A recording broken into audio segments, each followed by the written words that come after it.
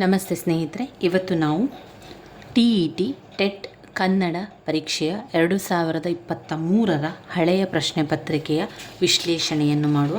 ಮೊದಲಿಗೆ ಕನ್ನಡದಲ್ಲಿ ಬಂದಿರುವಂತಹ ಎಲ್ಲ ಪ್ರಶ್ನೆ ಮತ್ತು ಉತ್ತರಗಳನ್ನು ನೋಡ್ತಾ ಹೋಗುವ ಸ್ನೇಹಿತರೆ. ಮೊದಲನೆಯದಾಗಿ ಗದ್ಯ ಭಾಗವನ್ನು ಓದಿ ಕೊಟ್ಟಿರುವಂಥ ಪ್ರಶ್ನೆಗಳು ಉತ್ತರಿಸಬೇಕು. 1ರಿಂದ 8ರ ತನಕ ಆ ಪ್ರಶ್ನೆಗಳಿರುವಂಥದ್ದು. ಚಂಪು ಎಂಬುವುದು ಒಂದು ವಿಶಿಷ್ಟವಾದ ಕಾವ್ಯ ಪ್ರಕಾರ. ಚಂಪುವಿನಲ್ಲಿ ಗದ್ಯ ಪದ್ಯಗಳೆರಡೂ ಬಳಕೆಯಾಗಿರುತ್ತದೆ. ಆದ್ದರಿಂದಲೇ ಇದನ್ನು ಮಿಶ್ರ ಕಾವ್ಯ ಎಂದು ಕರೆಯುವರು. ಇದರಲ್ಲಿ ಅನೇಕ ಬಗೆಯ ಪದ್ಯ ಜಾತಿಗಳು ಬಳಕೆಯಾಗಿರುತ್ತದೆ. ಮುಖ್ಯವಾಗಿ 6 ಪದ್ಯ ಜಾತಿಗಳು ಹೆಚ್ಚಾಗಿ ಬಳಕೆಯಾಗಿದ್ದು ಇವನ್ನು ಖ್ಯಾತ ಕರ್ನಾಟಕಗಳೆಂದು ಕರೆಯುತ್ತಾರೆ. ಅವುಗಳೆಂದರೆ ಚಂಪಕಮಾಲೆ, ಉತ್ಪಲಮಾಲೆ, ಮತ್ತೆ ಭವಿಕ್ರೀಡಿತ, ಶಾರ್ದೂಲ ವಿಕ್ರೀಡಿತ, ಸೃಗ್ಧರೆ ಮತ್ತು ಮಹಾಸೃಗ್ಧರೆ. ಇವು ಸಂಸ್ಕೃತ ವೃತ್ತಗಳು. ಇವಲ್ಲದೆ ಚಂಪೂ ಕಾವ್ಯಗಳಲ್ಲಿ ಕನ್ನಡ ಕಾವ್ಯ ಜಾತಿಗಳಾದ ತ್ರಿಪದಿ, ಅಕ್ಕರ ಮತ್ತು ರಗಳೆಗಳು ಬಳಕೆಯಾಗಿವೆ. ಕಂದದ ಬಳಕೆಯನ್ನು ವಿಶೇಷವಾಗಿ ಚಂಪೂ ಕಾವ್ಯಗಳಲ್ಲಿ ಕಾಣಬಹುದು. ಚಂಪುವಿನಲ್ಲಿ ಗದ್ಯವು ಸಾಧಾರಣ ವಿಷಯ ನಿರೂಪಣೆಗೂ ಹಾಗೂ ಅಥವಾ ಏನಾದರೂ ವಿವರಣೆ ನೀಡಲು ಬಳಕೆಯಾಗಿರುತ್ತದೆ. ಚಂಪೂ ಕೃತಿಗಳು ದೀರ್ಘವಾದ ಕಾವ್ಯಗಳೇ ಸರಿ. ವಿಸ್ತಾರವಾದ ಕಥೆಯನ್ನು ಇವು ಒಳಗೊಂಡಿರುತ್ತದೆ. ಕಥೆಯ ಬೇರೆ ಬೇರೆ ಘಟ್ಟಗಳಿಗೆ ಅನುಗುಣವಾಗಿ ಲಂಬ, ಸಂಧಿ, ಆಶ್ವಾಸಗಳೆಂದು ವಿಭಾಗಗಳಾಗಿ ವಿಂಗಡಿಸಿರುವುದು ಕಾಣಬರುತ್ತದೆ. ಚಂಪೂ ಕಾವ್ಯಗಳಲ್ಲಿ 18 ವರ್ಣಗಳಿದ್ದು ಶೃಂಗಾರ, ವೀರ, ಶಾಂತ ರಸಗಳು ಮುಖ್ಯವಾಗಿದ್ದು ಉಳಿದ ರಸಗಳು ಇವನ್ನು ಅನುಸರಿಸಿಕೊಂಡು ಬಂದಿರುತ್ತದೆ. ಕಾವ್ಯದ ಆರಂಭದಲ್ಲಿ ಮಂಗಳ ಪದ್ಯವಿರುತ್ತದೆ. ಇದರಲ್ಲಿ ಕವಿ ತನ್ನ ಆರಾಧ್ಯ ದೈವವನ್ನು ಪ್ರಾರ್ಥಿಸುತ್ತಾನೆ. ನಂತರ ಹಿಂದಿನ ಕವಿಗಳು ತನ್ನ ಕಾವ್ಯದ ವೈಶಿಷ್ಟ್ಯ ಹಾಗೂ ವೈಯಕ್ತಿಕ ವಿವರಗಳನ್ನು ಕೊಟ್ಟಿರುತ್ತಾನೆ. ಪ್ರತಿ ಸಂಧಿ ಅಥವಾ ಆಶ್ವಾಸದ ಕಡೆಯಲ್ಲಿ ಕವಿ ತನ್ನ ಬಿರುದುಗಳನ್ನು, ಯಾರಿಂದ ಕೃತಿ ರಚನೆಯಾಯಿತು ಎಂಬುದನ್ನು ಹೇಳಿಕೊಂಡಿರುತ್ತಾನೆ. ಕಾವ್ಯದ ಕೊನೆಯಲ್ಲಿ ತನ್ನ ಕಾವ್ಯವನ್ನು ಓದುವುದರಿಂದ ದೊರೆಯುವ ಪ್ರಯೋಜನ ಅಥವಾ ಫಲವೆಂತಹದು ಎಂಬುದನ್ನು ಹೇಳುತ್ತಾನೆ. ಇದಕ್ಕೆ ಫಲಶ್ರುತಿ ಎಂದು ಹೆಸರು. ಕಾವ್ಯದ ಮೊದಲಲ್ಲಿ ಅಥವಾ ಕೊನೆಯಲ್ಲಿ ಕವಿ ತನ್ನ ಆಶಯದಾತನನ್ನು ಕುರಿತಾದ ಕೆಲವು ವಿಚಾರಗಳನ್ನು ಹೇಳಿರುತ್ತಾನೆ. ಹಳೆಗನ್ನಡದಲ್ಲಿ ಚಂಪೂ ಕಾವ್ಯಗಳು ಹೆಚ್ಚಾಗಿ ಕಾಣಬರುತ್ತದೆ. ಪಂಪನ ವಿಕ್ರಮಾರ್ಜುನ ವಿಜಯ, ಆದಿಪುರಾಣ, ರನ್ನನ ಗದಾಯುದ್ಧ ಮೊದಲಾದವು ಚಂಪೂ ಕಾವ್ಯಗಳಿಗೆ ಉದಾಹರಣೆ. ಚಂಪೂ ರೂಪವು ಪಂಪಯುಗದಲ್ಲಿ ಅಂದರೆ 10ರಿಂದ 12ನೆಯ ಶತಮಾನದವರೆಗಿನ ಅವಧಿಯಲ್ಲಿ ಹೆಚ್ಚು ಜನಪ್ರಿಯವಾಗಿತ್ತು. ಅನಂತರದ ಶತಮಾನಗಳಲ್ಲಿ ಅನೇಕ ಚಂಪೂ ಕಾವ್ಯಗಳು ರಚನೆಯಾಗಿವೆ. ಕಂದ, ವೃತ್ತಗಳ ಬಳಕೆಯೊಂದಿಗೆ ದೇಸಿ ಛಂದಸ್ಸಿನ ಪ್ರಕಾರಗಳಾದ ರಗಳೆ, ಅಕ್ಕರೆ, ಅಕ್ಕರ, ತ್ರಿಪದಿಯ ಬಳಕೆ ಸಹ ಸೇರಿ ಚಂಪೂ ಹೊಸ ಸ್ವರೂಪವನ್ನು ಪಡೆಯಿತು. ಆದ್ದರಿಂದಲೇ ಈ ಯುಗದ ಚಂಪೂ ಕನ್ನಡ ಚಂಪೂವಾಯಿತು ಎನ್ನುವರು. ಇನ್ನು ಇದರಲ್ಲಿ ಬರುವಂತಹ ಪ್ರಶ್ನೆಗಳನ್ನು ನೋಡುವ. ಚಂಪೂ ಕಾವ್ಯ ಪ್ರಕಾರವನ್ನು ಹೀಗೂ ಕರೆಯುವರು. ಆರಂಭದಲ್ಲಿದೆ ನೋಡಿ, ಚಂಪೂ ಕಾವ್ಯ ಪ್ರಕಾರ. ಚಂಪು ಎಂಬುದು ಒಂದು ವಿಶಿಷ್ಟ ಕಾವ್ಯ ಪ್ರಕಾರ. ಚಂಪುವಿನಲ್ಲಿ ಗದ್ಯ ಪದ್ಯಗಳೆರಡೂ ಬಳಕೆಯಾಗಿರುತ್ತದೆ. ಆದ್ದರಿಂದ ಇದನ್ನು ಮಿಶ್ರ ಕಾವ್ಯ ಎಂದು ಸಹ ಕರೆಯುವರು. ಚಂಪೂ ಕಾವ್ಯ ಪ್ರಕಾರ ಮಿಶ್ರ ಕಾವ್ಯ. ಚಂಪೂ ಕಾವ್ಯ ಪ್ರಕಾರವನ್ನು ಮಿಶ್ರ ಕಾವ್ಯ ಸಹ ಕರೆಯುವರು ಅನ್ನುವಂಥದ್ದು ಮಿಶ್ರ ಕಾವ್ಯ. ಅದರಲ್ಲಿ ಉತ್ತರ. ಇನ್ನು 2ನೇದು, ಚಂಪಕಮಾಲೆ ಎಂಬುದು ಈ ಪದ್ಯ ಜಾತಿಗೆ ಸೇರಿದೆ. ಚಂಪಕಮಾಲೆ ಇಲ್ಲಿ ನೋಡಿ,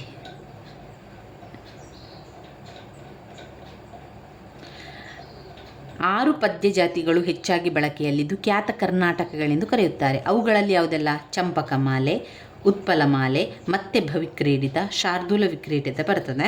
ಇದರಲ್ಲಿ ಅವರು ಕೊಟ್ಟಿರುವಂಥದ್ದು ತ್ರಿಪದಿ, ರಗಳೆ, ಕಂದ ಪದ್ಯ, ಖ್ಯಾತ ಕರ್ನಾಟಕ ವೃತ್ತ. ಇದರಲ್ಲಿ ಉತ್ತರ ಖ್ಯಾತ ಕರ್ನಾಟಕ ವೃತ್ತ. ಚಂಪೂ ಕಾವ್ಯಗಳಲ್ಲಿ ವಿಶೇಷವಾಗಿ ಬಳಸಿರುವಂತಹ ಛಂದಸ್ಸು ಕಂದ ಛಂದಸ್ಸು.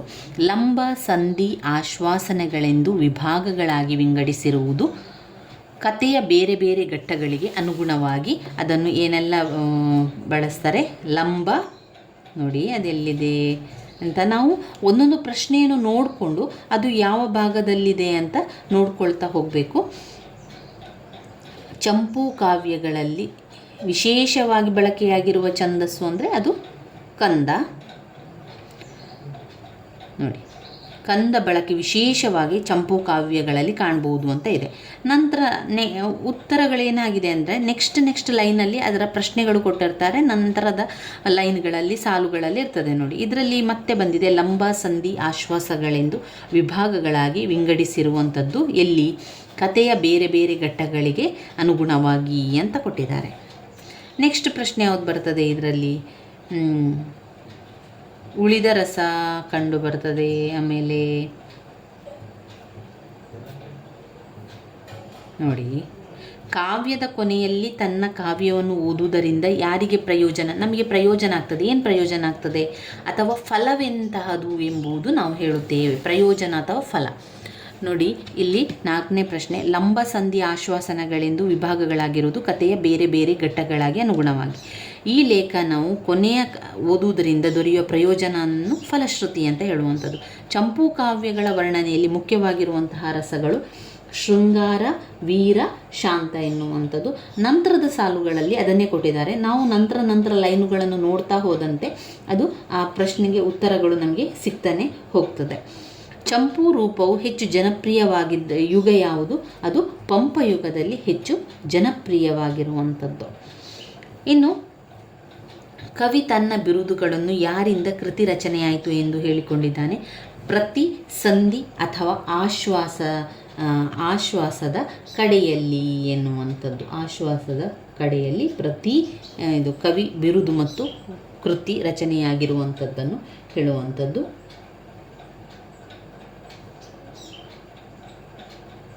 ಪ್ರತಿ ಸಂಧಿ ಅಥವಾ ಆಶ್ವಾಸದ ಕಡೆಯಲ್ಲಿ ಎನ್ನುವಂಥದ್ದು. ಇದು ನಾವು ನೋಡಿದರೆ ಈ ಉತ್ತರಗಳು ಇರುವಂಥದ್ದು ನೋಡಿ. ಹಳೆಗನ್ನಡ ವಿಕ್ರಮಾದಿತ್ಯ ವಿಜಯ, ರನ್ನನ ಗದಹ ಯುದ್ಧ ಇಲ್ಲೆಲ್ಲ ಬರ್ತದೆ. ಆಮೇಲೆ ಚಂಪು ರೂಪವು ಪಂಪಯುಗ ಎನ್ನುವಂಥದ್ದು ಕೂಡ ನಮಗೆ ಒಂದು ಪ್ರಶ್ನೆಯನ್ನು ಕೇಳಿದ್ದಾರೆ. ಅದಾದ ನಂತರದಲ್ಲಿ ಬಂದಿರುವಂಥದ್ದು ಕವಿ ತನ್ನ ಬಿರುದುಗಳನ್ನು ಯಾರಿಂದ ಕೃತಿ ರಚನೆಯಾಯಿತು ಎನ್ನುವಂಥದ್ದು. ಇಲ್ಲಿ ಕವಿಯ ಬಿರುದಿನ ಕೇಳಿರುವಂಥದ್ದು ಇಲ್ಲಿದೆ ನೋಡಿ, ಕೃತಿಯನ್ನು ಕೇಳಿರುವಂಥದ್ದು. ವೈಯಕ್ತಿಕ ವಿಚಾರಗಳನ್ನು ಕೊಟ್ಟಿರುತ್ತಾರೆ. ಪ್ರತಿ ಸಂಧಿ ಅಥವಾ ಆಶ್ವಾಸದ ಕಡೆಯಲ್ಲಿ ಕವಿ ತನ್ನ ಬಿರುದುಗಳನ್ನು ಯಾರಿಂದ ಕೃತಿ ರಚನೆಯಾಯಿತು ಎಂಬುದು ಹೇಳಿಕೊಂಡಿದ್ದಾರೆ. ಆ ಸಾಲುಗಳಲ್ಲೇ ಇರ್ತದೆ ಸ್ನೇಹಿತರು ಉತ್ತರಗಳು. ಅದರಿಂದ ನಾವು ಗದ್ಯ ಭಾಗವನ್ನು 1ರಿಂದ 8ರ ತನಕ ಇರುವಂತಹ ಪ್ರಶ್ನೆಗೆ ಸರಿಯಾದ ಉತ್ತರವನ್ನು ಬರೀಲಿಕ್ಕೆ ಸಾಧ್ಯ. ಆದರೆ ಸ್ವಲ್ಪ ಜಾಗರೂಕತೆಯಿಂದ ನಾವು ಉತ್ತರವನ್ನು ಹುಡುಕಬೇಕು. ಆ ಸಾಲುಗಳಲ್ಲಿ ಉತ್ತರಗಳಿರ್ತದೆ. ಅದರಿಂದ 1ರಿಂದ 8 ಪ್ರಶ್ನೆಗೆ ಉತ್ತರಗಳನ್ನು ಸರಿಯಾಗಿ ಬರೆಯಬಹುದು. ಇನ್ನು ಬರುವಂಥದ್ದು ಪದ್ಯದಲ್ಲಿ ಕೂಡ ಹಾಗೆ ನಮಗೆ 9ರಿಂದ 15ರ ತನಕ ಪ್ರಶ್ನೆಗಳು ಇರುವಂಥದ್ದು ಪದ್ಯದಿಂದ ಅವರು ಕೊಟ್ಟಿದ್ದಾರೆ ನೋಡಿ. 9ರಿಂದ 15 ಪ್ರಶ್ನೆಗಳು ಪದ್ಯದಿಂದ ಕೊಡ್ತಾರೆ. ಇಲ್ಲೂ ಕೂಡ ಹಾಗೆ ನೀವು ಸಂಪೂರ್ಣ ಅಂಕವನ್ನು ಗಳಿಸ್ಕೊಳ್ಬೋದು. ಮೊದಲಿಗೆ ನೀವು ಪದ್ಯವನ್ನು ಓದ್ಕೊಳ್ಳಿ. ಬಚ್ಚಿಟ್ಟುಕೊಂಡು ಬದುಕುವುದು ನನಗಿಷ್ಟವಿಲ್ಲ. ಇನ್ನೂ ಸುಲಭದ ರೀತಿಯಲ್ಲಿ ನೀವು ನೋಡುವುದಾದರೆ ಮೊದಲು ಪ್ರಶ್ನೆಯನ್ನು ನೋಡಿ, ನಂತರ ನೀವು ಗದ್ಯವನ್ನು ನೋಡ್ಕೊಳ್ಬೋದು. ಮೊದಲಿಗೆ ಒಂದು ಪ್ರಶ್ನೆ ನೋಡಿದರೆ, ಕವಿಗೆ ಹೀಗೆ ಬದುಕುವುದು ಇಷ್ಟವಿಲ್ಲ, ಹೇಗೆ? ಬಚ್ಚಿಟ್ಟುಕೊಂಡು ನಂಬಿ ಕಾಯುತ್ತಾ ನನ್ನ ಪಾಡಿಗೆ ತಾನು ಮಲಗಿರುವ ಬೀಜಗಳ ಕಣ್ಣು ತೆರೆಸುತ್ತಾ. ಆ ಮೊದಲ ಸಾಲುಗಳಲ್ಲಿ ಮೊದಲ ಪ್ರಶ್ನೆಗಳೇ ಇರುವಂಥದ್ದು. ಬಚ್ಚಿಟ್ಟುಕೊಂಡು ಬದುಕುವುದು ನನಗಿಷ್ಟವಿಲ್ಲ. ಹಾಗಾದರೆ ಇಲ್ಲಿ ಕವಿ ಯಾರು? ನನಗೆ ಅಂತ ಹೇಳುವಂಥದ್ದು ಅಲ್ಲಿ ಕವಿ. ಬಚ್ಚಿಟ್ಟುಕೊಂಡು ಬದುಕುವುದು ಅವರಿಗೆ ಇಷ್ಟ ಇಲ್ಲ. ಕವಿಗೆ ಇವರನ್ನು ಕಂಡರೆ ಆಗುವುದಿಲ್ಲ ಅಂತೆ. ಯಾರನ್ನು ಕಂಡರೆ ಆಗುವುದಿಲ್ಲ? ಹಾಗಂತ ಎಲ್ಲವನ್ನು ಬಿಚ್ಚಿ ಹರಾಜಿಗಿಡುತ್ತೇನೆಂದು ಇದರರ್ಥವಲ್ಲ. ಬಹು ದೊಡ್ಡ ಮಾತನಾಡುತ್ತಾ ದಿನದ ಸರಳ ಸಾಧಾರಣದ ಬದುಕಿ ಗವಮಾನ ಮಾಡುವವರನ್ನು ಕಂಡರೆ ನನಗೆ ಆಗುವುದಿಲ್ಲ. ಯಾರನ್ನು ಕಂಡರೆ ಆಗುವುದಿಲ್ಲ? ಅದೇ ಪ್ರಶ್ನೆಯನ್ನು ಕೇಳಿದ್ದಾರೆ. ಬಹುದೊಡ್ಡ ಮಾತನಾಡಿ ಸಾಧಾರಣ ಬದುಕಿಗೆ ಅವಮಾನ ಮಾಡುವವರನ್ನು ಲೇಖಕರಿಗೆ ಇಷ್ಟ ಇಲ್ಲ. ಇನ್ನು ಪ್ರಶ್ನೆ ಬರ್ತದೆ, ಕವಿಗೆ ಇದರ ಅಭ್ಯಾಸವಿಲ್ಲಂತೆ. ಯಾವುದರ ಅಭ್ಯಾಸ ಇಲ್ಲ? ತೂಗಾಡುವ ಕಿರೀಟಗಳಿಗೆ ತಕ್ಕಂತೆ ತಲೆಯ ಆಕಾರಗಳನ್ನು ಬದಲಾಯಿಸುತ್ತಾ ಪರದಾಡುವುದು ನನಗೆ ಇಷ್ಟ ಇಲ್ಲ. ಅದೇ ಪ್ರಶ್ನೆಗೆ ಉತ್ತರ ಸರಿಯಾಗಿ ಅಲ್ಲೇ ಇದೆ ನೋಡಿ. ತೂಗಾಡುವ ಕಿರೀಟಗಳಿಗೆ ತಕ್ಕಂತೆ ತಲೆಯ ಆಕಾರಗಳನ್ನು ಬದಲಾಯಿಸುವುದು ಅವರಿಗೆ ಅಭ್ಯಾಸ ಇಲ್ಲ. ಕವಿ ಹೀಗೆ ಬದುಕುತ್ತೇನೆ ಎನ್ನುತ್ತಾರೆ. ಹೇಗೋ ನನ್ನ ಪಾಡಿಗೆ ನಾನು ಬದುಕುತ್ತೇನೆ ಎನ್ನುತ್ತಾರೆ. ಕವಿ ನೆಲವನ್ನು ಉತ್ತಿ ಬಿತ್ತಿ ನೀರೆರೆಯುವುದು ಯಾಕೆ? ಮಲಗಿರುವ ಬೀಜಗಳ ಕಣ್ಣು ತೆರೆಸುತ್ತೇನೆ. ಆಗ ಕಣ್ಣು ತೆರೆಸಲು ಅವರು ನೀರು ಹಾಕುವಂಥದ್ದು. ಕವಿ ಸಸಿಗಳ ಕುರಿತು ನಂಬಿಕೆಯಿಂದ ಕಾಯುತ್ತಿರುವುದು ಯಾಕೆ? ಇಲ್ಲಿ ಅವರು ಕಾಯುತ್ತಿರುವಂಥದ್ದು ಒಂದೆರಡಾದರೂ ಬೀಜವಾಗುವಂತಹ ಹಣ್ಣು ಬಿಟ್ಟಾವೆಂಬ ನಂಬಿಕೆಯಿಂದ ಅವರು ಕಾಯ್ತಾ ಇದ್ದಾರೆ. ಪರದಾಡುವುದು ಅಂದರೆ ಏನು? ಪರದಾಡುವುದು ಅಂತ ಹೇಳಿದರೆ ನಮಗೆ ಇಲ್ಲಿ ನೀವು ನೋಡ್ಬೋದು, ಪರದಾಡುವುದು ಎನ್ನುವುದಕ್ಕೆ ಅವರು ಪ್ರಶ್ನೆಯನ್ನು ಕೊಟ್ಟಿದ್ದಾರಾ ಅಂತ. ಇಲ್ಲಿ ಪರದಾಡುವುದರ ಬಗ್ಗೆ ಪರದಾಡುವುದು ಅಂತ ಕೊಟ್ಟಿದ್ದಾರೆ, ಇಲ್ಲ ಅಂತ ನಮಗೆ ಅನಿಸ್ತದೆ. ಆಗ ನಮಗೆ ಇಲ್ಲಿ ನಾವು ನೋಡಬೇಕು, ಅಂದರೆ ಒಂದು ಅರ್ಥ ಅಂತ ಬಂದಾಗ ಪರದಾಡುವುದು ಅಂತ ಹೇಳಿದರೆ ಒಂದು ಬವಣೆ ಪಡುವಂಥದ್ದು, ಕಷ್ಟಪಡುವಂಥದ್ದು. ಇಲ್ಲಿ ನೋಡಿ, ತೂಗಾಡುವ ಕಿರೀಟಗಳಿಗೆ ತಕ್ಕಂತೆ ತಲೆಯ ಆಕಾರ ಬದಲಾಯಿಸುತ್ತಾ ಪರದಾಡುವುದು ನನಗೆ ಅಭ್ಯಾಸವಿಲ್ಲ. ಇಲ್ಲಿ ಪರದಾಡುವುದು ಕೊಟ್ಟಿದ್ದಾರೆ, ನಾವು ಅರ್ಥವನ್ನು ನಾವೇ ಸ್ವಲ್ಪ ಅದನ್ನು ಯೋಚನೆ ಮಾಡಬೇಕು. ನೆಮ್ಮದಿಯಿಂದಿರುವುದು ಅಲ್ಲ, ಸರಳವಾಗಿ ಬದುಕುವುದು ಅಲ್ಲ, ಖುಷಿ ಅನುಭವಿಸುವುದು ಅಲ್ಲ, ಬವಣೆ ಪಡುವಂಥದ್ದು ಅಂದರೆ ಕಷ್ಟಪಡುವಂಥದ್ದನ್ನು ಪರದಾಡುವುದು ಅಂತ ಹೇಳುವಂಥದ್ದು. ಇನ್ನು 16ನೇದು, 16ರ ನಂತರ ನಮಗೆ ಬರುವಂಥದ್ದು ಇಲ್ಲಿ ನಾವು ಓದ್ಕೊಳ್ಬೇಕಾಗಿರುವಂಥದ್ದು ಕನ್ನಡದ ಮುಂದಿನ ಭಾಗ. ಅಲ್ಲಿ ವ್ಯಾಕರಣ ಕೂಡ ಬರ್ತದೆ, ಬೋಧನಾಶಾಸ್ತ್ರ ಕೂಡ ಬರ್ತದೆ. ಬೋಧನಾಶಾಸ್ತ್ರ ಮತ್ತು ವ್ಯಾಕರಣ ಎರಡೂ ಕೂಡ ಇನ್ನು ಉಳಿದಿರುವಂತಹ ಪ್ರಶ್ನೆಗಳು. 16ರಿಂದ 30ರವರೆಗೆ ವ್ಯಾಕರಣ ಮತ್ತು ಬೋಧನಾಶಾಸ್ತ್ರ ಇರ್ತದೆ. ಉತ್ತಮ ಆಲಿಸುವಿಕೆಯ ಲಕ್ಷಣ, ಇದೆಲ್ಲ ಬೋಧನಾಶಾಸ್ತ್ರದಲ್ಲಿ ಇರುವಂಥದ್ದು. ಇದನ್ನು ಸ್ವಲ್ಪ ಒಂದು ನಿಮಿಷ ಆದರೂ ನಾವು ಯೋಚನೆ ಮಾಡಿ ಬರಿಬೇಕಾಗ್ತದೆ. ಉತ್ತಮ ಆಲಿಸುವಿಕೆಯ ಲಕ್ಷಣ, ಪ್ರಶ್ನೆಯನ್ನು 2 ಬಾರಿ ಓದ್ಕೊಳ್ಬೇಕಾದ್ರೆ ಉತ್ತಮ ಆಲಿಸುವಿಕೆಯ ಲಕ್ಷಣ. ಆಲಿಸುವಿಕೆ ಅಂತಂದರೆ ಏನು? ಕೇಳುವುದಂಥದ್ದು, ಸರಿಯಾಗಿ ನಾವು ಕೇಳಬೇಕಲ್ವಾ. ಸರಿಯಾಗಿ ಕೇಳಬೇಕಾದ್ರೆ ಅದರ ಲಕ್ಷಣ ಏನು? ಕೆಲವೊಮ್ಮೆ ಏನು ಕೊಟ್ಟಿರ್ತಾರೆ ಅಂತ ಹೇಳಿದರೆ, ಆಲಿಸುವಿಕೆಯ ಲಕ್ಷಣ ಇದಾಗಿಲ್ಲ ಅಂತ ಕೆಲವೊಮ್ಮೆ ಕೊಡ್ತಾರೆ. ಅಲ್ಲಿ ಕೂಡ ನಾವು ಓದ್ಕೊಳ್ಬೇಕು. ಗಡಿಬಿಡಿಯಲ್ಲಿ ನಾವೇನು ಮಾಡ್ತೇವೆ, ಪ್ರಶ್ನೆ ಸಂಪೂರ್ಣವಾಗಿ ಓದದೆ ಉತ್ತರವನ್ನು ಗುರುತು ಹಾಕಿದರೆ ತಪ್ಪಾಗ್ತದೆ. ಆಗ ಕೆಲವೊಂದು ಏನು ಮಾಡ್ತಾರೆ, ಉಲ್ಟ ಕೂಡ ಕೊಡ್ತಾರೆ. ಉತ್ತಮ ಆಲಿಸುವಿಕೆಯ ಲಕ್ಷಣದಲ್ಲಿ ಇದಾಗಿಲ್ಲ ಅಂತ ಕೊಟ್ಟಾಗ ಆ 4ರಲ್ಲಿ ಯಾವುದಾದ್ರೂ 3 ಲಕ್ಷಣಗಳಾಗಿರ್ತದೆ, ಒಂದು ಲಕ್ಷಣ ಇರ್ತದೆ. ಕೆಲವೊಮ್ಮೆ ನೋಡಿ, ಇಲ್ಲಿ ಸರಿಯಾಗಿ ಕೊಟ್ಟಿದ್ದಾರೆ, ಅದರಿಂದ ಪ್ರಶ್ನೆಯನ್ನು 2 ಬಾರಿ ಓದ್ಕೊಳ್ಬೇಕು ನೀವು. ಉತ್ತಮ ಆಲಿಸುವಿಕೆಯ ಲಕ್ಷಣ ಇದಾಗಿದೆ. ಹಾಗಾದರೆ 3 ಲಕ್ಷಣ ಅಲ್ಲ, ಅದು ಯಾವುದು?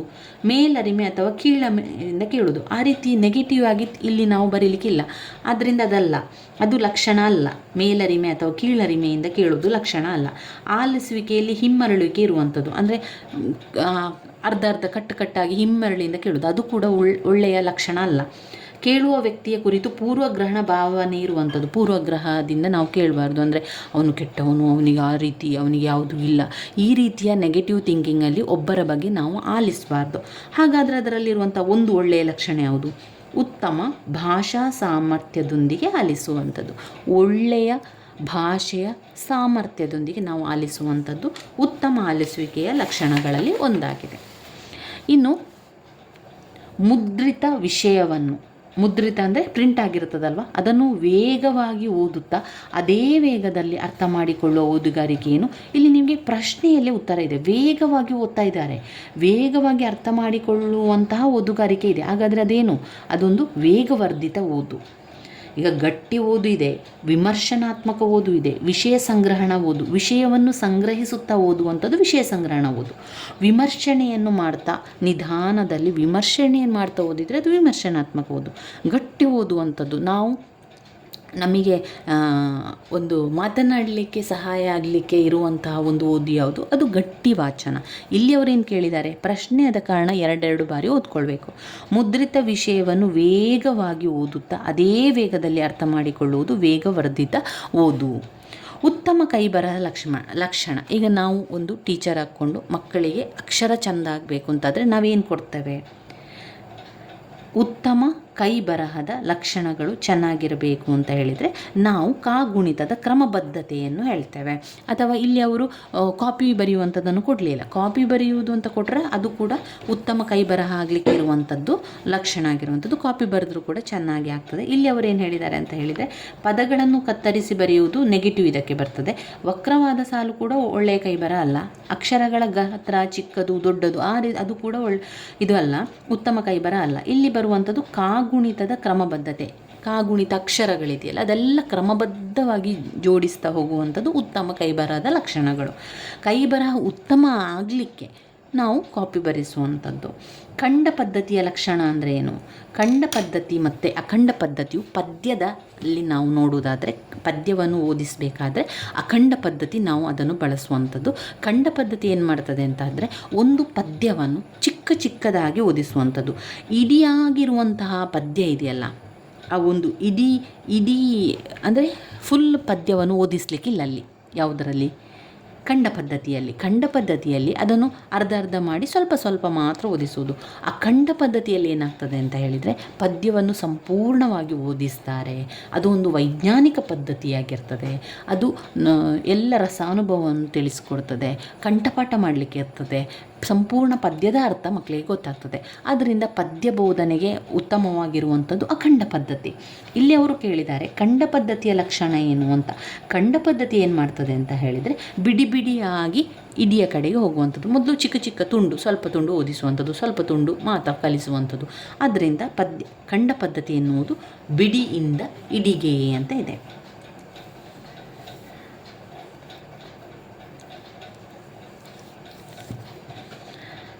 ಇನ್ನು 20ನೇದು, ವ್ಯಾಕರಣ ಬೋಧನೆಯು ಈ ಉದ್ದೇಶ ಹೊಂದಿಲ್ಲ.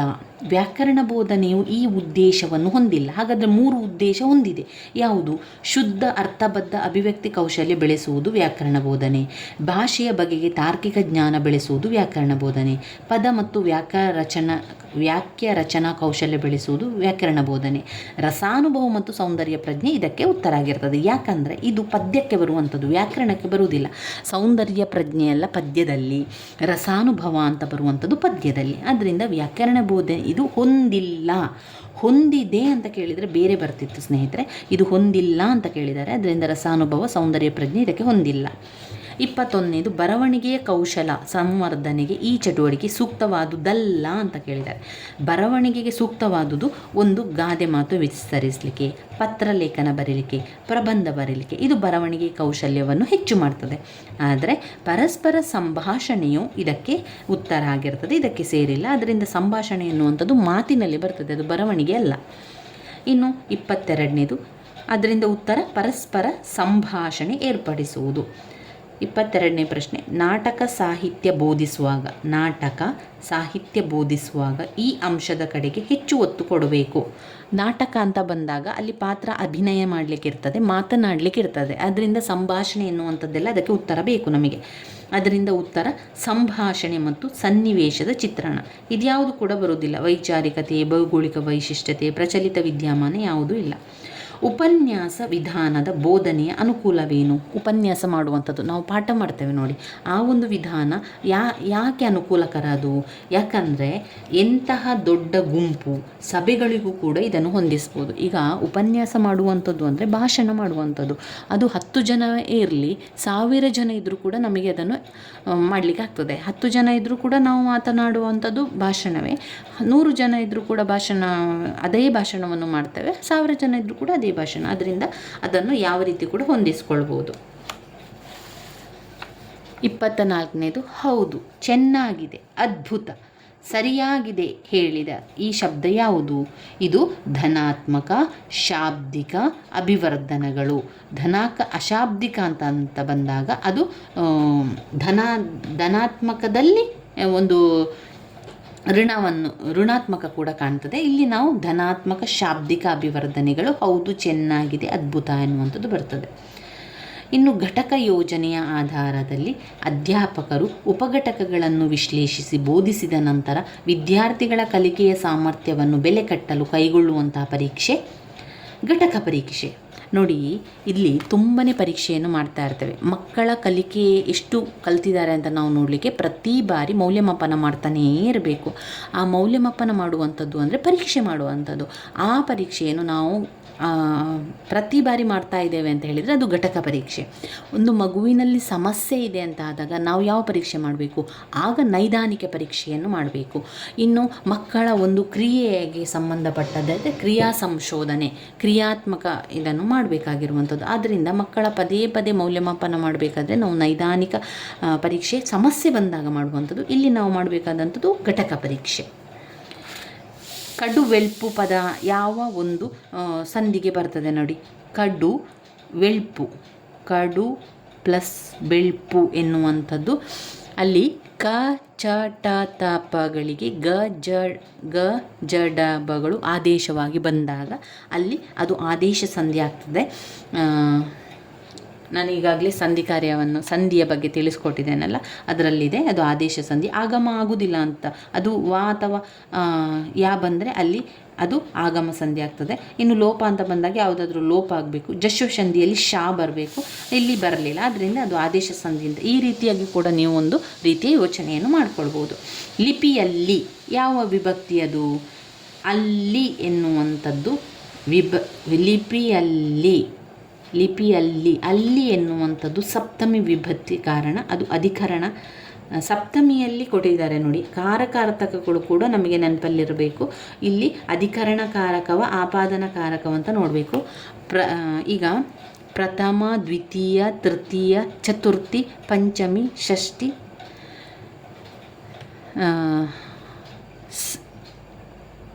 ಪ್ರಥಮ, ದ್ವಿತೀಯ, ತೃತೀಯ, ಪ್ರಥಮ, ದ್ವಿತೀಯ, ತೃತೀಯ, ಸಪ್ತಮಿ, ಪಂಚಮಿ, ಷಷ್ಠಿ ಅಂತ ಬರ್ತದಲ್ವ. ನಾವು ಯಾವುದರಲ್ಲಿ ವಿಭಕ್ತಿ ಕಾರಕದಲ್ಲಿ ನಾವು ನೋಡಿದಾಗ ವಿಭಕ್ತಿ ಕಾರಕವನ್ನು ನಾವು ಈಗಾಗಲೇ ಓದ್ಕೊಂಡಿದ್ದೇವೆ. ಆ ವಿಭಕ್ತಿ ಕಾರಕದಲ್ಲಿ ನಾವು ಕಾರಕಾರ್ಥಗಳನ್ನು ಕೂಡ ಓದ್ಕೊಂಡಿದ್ದೇವೆ. ಇಲ್ಲಿ ನೋಡಿ, ಪ್ರಥಮ, ದ್ವಿತೀಯ, ತೃತೀಯ, ಚತುರ್ಥಿ, ಪಂಚಮಿ, ಷಷ್ಠಿ, ಸಪ್ತಮಿ, ಸಂಬೋಧನ ಅಂತ ಬರ್ತದೆ. ಅದನ್ನು ನಾವು ಲೆಕ್ಕದಲ್ಲಿ ಇಟ್ಕೊಳ್ಬೇಕು. ಕರ್ತೃಕಾರಕ, ಕರ್ಮಕಾರಕ, ಕರಣ, ಸಂಪ್ರದಾನ, ಪಂಚಮಿ ಆಪಾದನ, ಷಷ್ಠಿ ಸಂಬಂಧ, ಸಪ್ತಮಿ ಅಧಿಕರಣ ಕಾರಕ. ಅಂದರೆ ಸಪ್ತಮಿ ವಿಭಕ್ತಿ ಪ್ರತ್ಯಯ ಅಧಿಕರಣ ಕಾರಕ ಅಲ್ಲಿ ಅಂತ ಬರುವಂಥದ್ದು. ಇದು ನಾವು ನೆನಪಲ್ಲಿ ಇಟ್ಕೊಳ್ಬೇಕಾಗಿರುವಂಥ ವಿಭಕ್ತಿ ಪ್ರತ್ಯಯ. ಅದರಿಂದ ಇಲ್ಲಿ ಸಪ್ತಮಿ ಅಧಿಕರಣ ಕಾರಕ ಅಂತ ಬರ್ತದೆ. ಇನ್ನು ಮನುಷ್ಯ ಎಂಬ ಪದವು ಯಾವ ನಾಮ? ಅಂಕಿತ ನಾಮವು. ಅಂಕಿತ ಎನ್ನುವಂಥ ಹೆಸರನ್ನು ಸೂಚಿಸುವಂಥದ್ದು. ಅನ್ವರ್ಥ ನಾಮ ಎನ್ನುವಂಥದ್ದು ಅನ್ವರ್ಥ ಹೇಳಿ ಮಾಡುವಂಥದ್ದು. ಕಣ್ಣು ಕಾಣದವ, ಕುರುಡ, ಆ ರೀತಿಯಾಗಿ ಅನ್ವರ್ಥ ನಾಮ. ಭಾವನಾಮ ಭಾವನೆಗಳನ್ನು ಸೂಚಿಸುವಂಥದ್ದು ಭಾವನಾಮ. ರೂಢನಾಮ ರೂಢಿಯಿಂದ ಬಂದಿರುವಂಥದ್ದು. ಹುಡುಗ, ಹುಡುಗಿ, ಮನುಷ್ಯ, ಆಮೇಲೆ ರೂಢಿಯಾಗಿ ಬಂದಿರುವಂಥದ್ದು, ಅದನ್ನೆಲ್ಲ ನಾವು ರೂಢನಾಮ ಅಂತ ಹೇಳುವಂಥದ್ದು. ಮನುಷ್ಯ ಎನ್ನುವಂಥದ್ದು ರೂಢನಾಮದಲ್ಲಿ ನಾವು ಬರ್ತದೆ. ಇನ್ನು ಚತುರ್ಥಿ ವಿಭಕ್ತಿಯ ಕಾರಕಾರ್ಥ ಯಾವುದು? ಚತುರ್ಥಿ ವಿಭಕ್ತಿದು ಯಾವುದು? ಈಗ ನಾವು ನೋಡ್ಕೊಂಡಿದ್ದೇವೆ. ಅದರಲ್ಲಿ ಸಂಪ್ರದಾನ ಎನ್ನುವಂಥದ್ದು ಚತುರ್ಥಿ ವಿಭಕ್ತಿ ಕಾರಕಾರ್ಥದಲ್ಲಿ ಬರ್ತದೆ. ಪೂರ್ವೋತ್ತರ ಪದಗಳು ಲಿಂಗ, ವಚನ, ವಿಭಕ್ತಿಗಳಿಂದ ಸಮಾನವಾಗಿದ್ದು ವಿಶೇಷಣ ವಿಶೇಷ ಸಂಬಂಧ. ವಿಶೇಷಣ ಸಂಬಂಧ ಅಂತ ಬಂದರೆ ಅದು ಕರ್ಮಧಾರೆಯ ಸಮಾಸ. ಅಂಶಿ ಸಂಬಂಧ ಬಂದರೆ ಅದು ಅಂಶಿ ಸಮಾಸ. ಅಂಶಿ ಸಂಬಂಧ. ದ್ವಿಗು ಸಮಾಸದಲ್ಲಿ ಎರಡು ಅದರಲ್ಲಿ ಪದಗಳು ಏನಾಗ್ತದೆ ಅಂತ ಹೇಳಿದರೆ ನೋಡಿ, ಅಂಶಿ ಸಂಬಂಧ ಬಂದರೆ ಅಂಶಿ ಸಮಾಸ. ಕರ್ಮಧಾರೆಯ ಸಮಾಸ. ವಿಶೇಷಣ ಸಂಬಂಧ ಬಂದರೆ ಅದು ಕರ್ಮಧಾರೆಯ ಸಮಾಸ. ಅವರು ದ್ವಿಗು ಸಮಾಸ ಎನ್ನುವಂಥದ್ದು ಅದು ಸಂಖ್ಯೆಯನ್ನು ಹೊಂದಿರುವಂಥದ್ದು. ಸಂಖ್ಯೆಯನ್ನು ಹೊಂದಿದರೆ 2, 3, 4 ಎನ್ನುವಂಥದ್ದೆಲ್ಲ ಬಂದರೆ ಅದು ದ್ವಿಗು ಸಮಾಸಕ್ಕೆ ಬರ್ತದೆ. ಇಲ್ಲಿ ವಿಶೇಷ ಸಂಬಂಧವನ್ನು ಹೊಂದಿರುವುದರಿಂದ ಕರ್ಮಧಾರೆಯ ಸಮಾಸ. ಇವಿಷ್ಟು ಕನ್ನಡದಲ್ಲಿ ಬರುವಂಥದ್ದು. ಇದು 2023ರ ಹಳೆಯ ಪ್ರಶ್ನೆ ಪತ್ರಿಕೆಯಲ್ಲಿ ಬಂದಿರುವಂತಹ ಕನ್ನಡ ಪ್ರಶ್ನೆಯಾಗಿದೆ. ಪ್ರಶ್ನೆ ಮತ್ತು ಉತ್ತರವಾಗಿದೆ ಸ್ನೇಹಿತರೆ. ನನ್ನ ವಿಡಿಯೋಸ್ ಎಲ್ಲ ನಿಮಗೆ ಇಷ್ಟ ಆಗಿದ್ದರೆ ಲೈಕ್ ಕೊಡಿ, ಶೇರ್ ಮಾಡಿ, ಸಬ್ಸ್ಕ್ರೈಬ್ ಮಾಡಲಿಕ್ಕೆ ಮರಿಬೇಡಿ. ಧನ್ಯವಾದಗಳು.